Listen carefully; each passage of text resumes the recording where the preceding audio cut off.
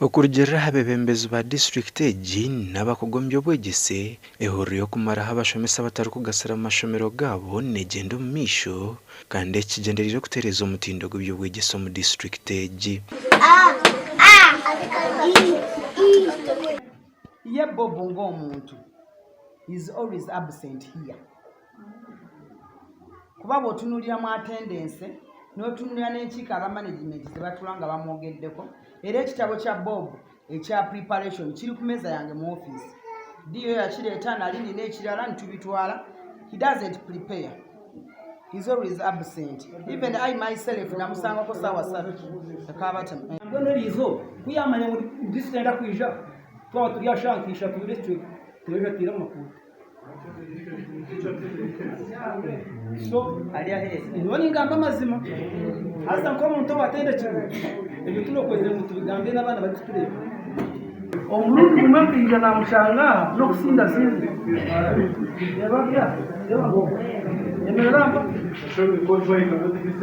tugambe ekiratuma utarija mushomero utarageza abana kandi arya sinzi kwese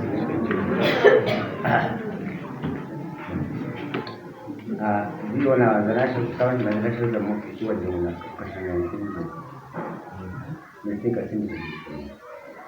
Ekikwekweto kikozerwa mu mashomero 3 kandi abashomesa 6 nibo barugendiremu ubwo bari kuferwa emirimo yabo.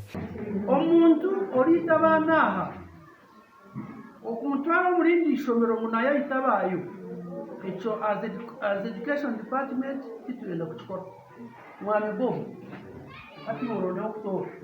gamuha amashomero agutukiremu ni Kitesa Primary School Chewanura na Rwamawungu nangwa twashanga nabo mu mashomero batariyo. Omuntu akubasa kukosha akatahumwa akakosha mutaka ne public nuisance hati ntiza kumubura muki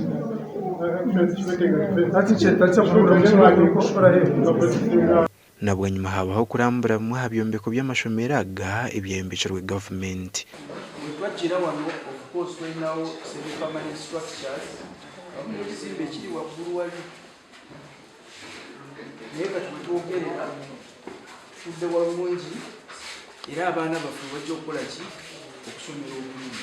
Obwo hati district ya LYANTONDE n'amashomero 50 ga senior na 5 ga primary aga government gasha kwa Sandeke William.